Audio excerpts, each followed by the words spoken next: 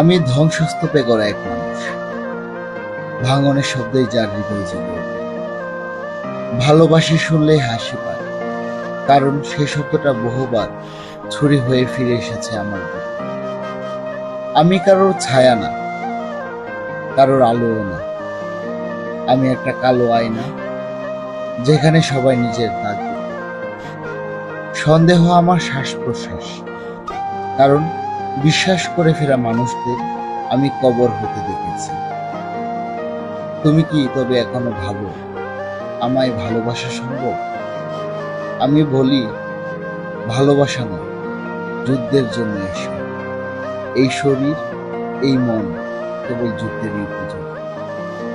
প্রেম, সে তো এক রঙিন কল্পনা, যা কেবল দূর থেকেই ভালো লাগে। কাছে এলেই বোঝা যায় তার কিছুই নয়, নিজেকে ভুলে যাবার আরেকটি